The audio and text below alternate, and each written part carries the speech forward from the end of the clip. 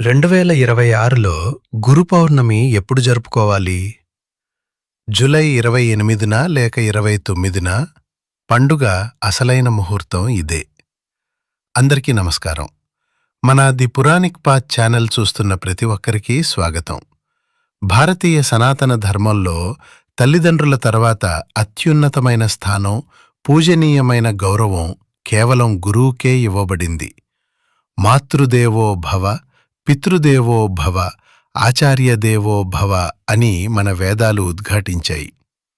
అజ్ఞానం అనే గాఢాంధకారంలో కొట్టుమిట్టాడుతున్న సామాన్య మానవుడికి జ్ఞానం అనే వెలుగును ప్రసాదించి జనన మరణ చక్రాల నుండి విముక్తి కలిగించే మార్గాన్ని ఉపదేశించే భగవత్ స్వరూపుడే గురువు. గురువు అంటే కేవలం అక్షరాలు నేర్పించేవారు మాత్రమే కాదు, మన జీవితానికి ఒక పరమార్థాన్ని, స్పష్టమైన దిశానిర్దేశాన్ని అందించే మార్గదర్శి. ఈ అనంతమైన సృష్టిలో మనం పుట్టినప్పటి నుంచి మరణించే వరకు ప్రతి అడుగులోనూ, ప్రతి క్షణంలోనూ మనం ఏదో ఒక కొత్త విషయాన్ని నేర్చుకుంటూనే ఉంటాం. అలా మనం నేర్చుకునే ప్రతి మంచి చెడుల వెనుక, ప్రతి విజయ రహస్యం వెనుక గుప్తంగా ఒక గురువు దాక్కునే ఉంటాడు. సృష్టికర్త అయిన బ్రహ్మ, స్థితికారుడైన విష్ణువు, లయకారుడైన మహేశ్వరుడు, ఈ ముగ్గురు మూర్తుల కలయికే సద్గురువు. అటువంటి గురువులను స్మరించుకుంటూ వారి పాదపద్మాలకు కృతజ్ఞతలు తెలియజేసుకునే అత్యంత పవిత్రమైన పర్వదినమే గురు పౌర్ణమి. ప్రతి సంవత్సరం ఆషాఢమాసంలో వచ్చే శుద్ధ పౌర్ణమి రోజున మనం ఈ పండుగను ఎంతో భక్తి శ్రద్ధలతో వైభవంగా జరుపుకుంటాము. అసలు గురు పౌర్ణమిని ఆషాఢ పౌర్ణమి రోజే ఎందుకు జరుపుకోవాలి? దీని వెనుక ఉన్న పురాణ నేపథ్యం ఏమిటి? అలాగే ఈ 2026వ సంవత్సరంలో గురు పౌర్ణమి జూలై 28వ తేదీన జరుపుకోవాలా లేక 29వ తేదీన జరుపుకోవాలా అనే సందేహాలన్నింటినీ ఈరోజు మనం ఈ వీడియో ద్వారా చాలా వివరంగా తెలుసుకుందాం. వీడియోను ఎక్కడా స్కిప్ చేయకుండా దయచేసి చివరి వరకు శ్రద్ధగా చూడండి. అలాగే మన ఛానల్ని సబ్స్క్రైబ్ చేసుకోని వారు ఉంటే వెంటనే సబ్స్క్రైబ్ చేసుకుని పక్కనే ఉన్న బెల్ ఐకాన్ ప్రెస్ చేయండి. మన సంస్కృత భాషలో గు అనగా అజ్ఞానం లేదా గాఢమైన చీకటి అని అర్థం. రు అనగా ఆ చీకటిని సమూలంగా పారద్రోలేవాడు అని అర్థం. కాబట్టి గురువు అంటే మనలోని అజ్ఞానమనే చీకటిని పారద్రోలి జ్ఞానమనే వెలుగును ప్రసాదించేవాడు అని పరమార్థం. సాక్షాత్తు శ్రీ మహావిష్ణువు అంశతో సత్యవతీదేవి, పరాశర మహాముని దంపతులకు వేదవ్యాసుడు జన్మించిన పవిత్రమైన రోజు ఇదే. అందుకే ఈ గురు పౌర్ణమిని మనం వ్యాస పౌర్ణమి అని కూడా పిలుస్తాము. పూర్వకాలంలో వేదాలన్నీ కలిసి ఒకే ఒక మహాగ్రంథంగా నిక్షిప్తమై ఉండేవి. అయితే రాబోయే కలియుగంలో మానవుల బుద్ధిబలం, ఆయుష్ క్షీణిస్తాయని గ్రహించిన వ్యాసమహర్షి ఆ ఒకే వేదాన్ని సామాన్య మానవులకు అర్థమయ్యే రీతిలో ఋగ్వేదం, యజుర్వేదం, సామవేదం, అథర్వణ వేదం అని 4 ప్రధాన భాగాలుగా విభజించారు. అంతేకాకుండా అష్టాదశ పురాణాలను, మహాభారతాన్ని కూడా రచించి ఈ లోకానికి అందించారు. ఇంతటి అపారమైన జ్ఞాన సంపదను మనకు అందించిన వేదవ్యాస మహర్షిని ప్రప్రథమ గురువుగా భావించి ఆయన జన్మదినమైన ఈ ఆషాఢ పౌర్ణమిని వ్యాస పౌర్ణమిగా జరుపుకోవడం మన ఆనవాయితీగా వస్తోంది.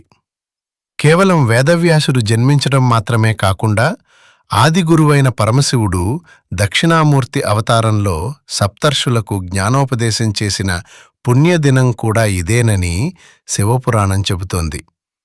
అలాగే దత్తాత్రేయ స్వామి తన శిష్యులకు బ్రహ్మజ్ఞానాన్ని ఉపదేశించిన రోజుగా దత్త చరిత్రలో ఈ పౌర్ణమికి ఎంతో ప్రాముఖ్యత ఉంది.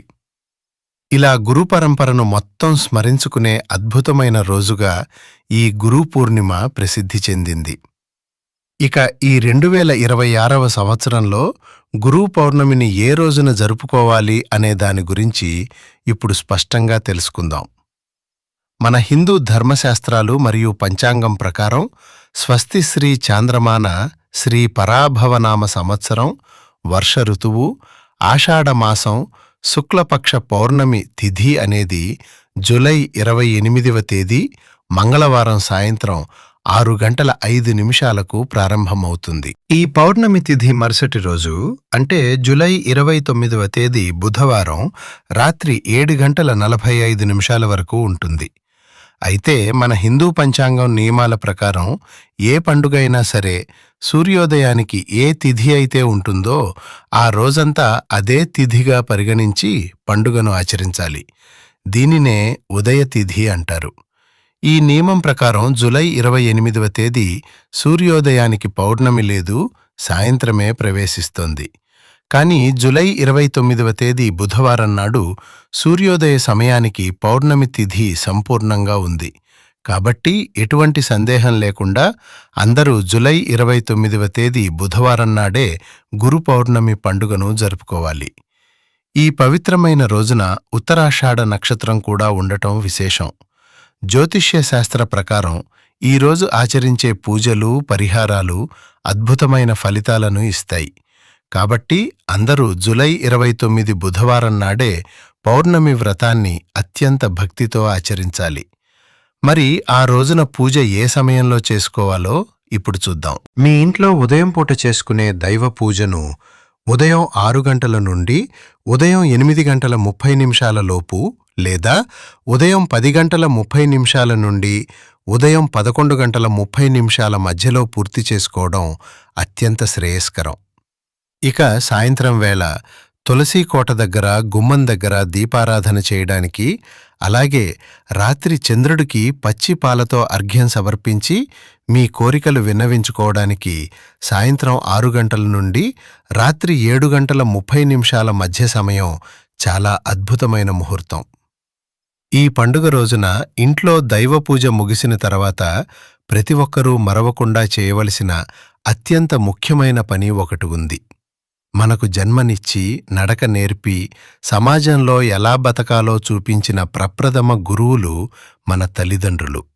కాబట్టి ఈ పవిత్ర దినాన ముందుగా మీ తల్లిదండ్రుల పాదాలను స్పృశించి వారికి నమస్కరించి మనస్ఫూర్తిగా వారి ఆశీర్వాదం తీసుకోవాలి. ఆ తర్వాత మీకు అక్షరాలు నేర్పి విద్యాబుద్ధులు ప్రసాదించిన గురువులు కానీ, లేదా మీకు ఆధ్యాత్మిక మార్గం చూపించిన పండితులు కానీ అందుబాటులో ఉంటే వీలైతే స్వయంగా వెళ్ళి వారి పాదపూజ చేయండి.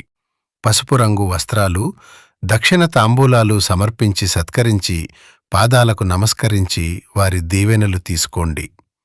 ఒకవేళ మీ గురువులు మీకు దూరంగా ఉంటే కనీసం ఫోన్ ద్వారా అయినా సంప్రదించి మీ కృతజ్ఞతలు తెలియజేయండి. మనిషి తన జీవిత ప్రయాణంలో ఎదురయ్యే ఎన్నో కష్టసుఖాల నుండి నిరంతరం ఏదో ఒక పాఠం నేర్చుకుంటూనే ఉంటాడు. అలా మనకు ఒక మంచి మాట చెప్పి దారి చూపించిన ప్రతి ఒక్కరూ మన పాలిట గురుదేవులే. అహంకారాన్ని పూర్తిగా విడిచిపెట్టి తోటి మానవులతో ప్రేమగా, దయతో మెలగడమే మనం గురువులకు ఇచ్చే నిజమైన గురుదక్షిణ. ఈ గురు పౌర్ణమి రోజున ఆ గురుదేవుల అనుగ్రహం మీ అందరిపైన ఎల్లప్పుడూ ఉండాలని మనస్ఫూర్తిగా కోరుకుంటున్నాను. ఈ వీడియో మీకు నచ్చితే లైక్ చేసి కామెంట్స్లో భక్తితో ఓం శ్రీ గురుభ్యో నమః అని కామెంట్ చేయండి. మన సనాతన ధర్మం గురించిన ఇలాంటి మరెన్నో విషయాల కోసం మన ఛానల్ను తప్పకుండా సబ్స్క్రైబ్ చేసుకోండి. ధన్యవాదాలు.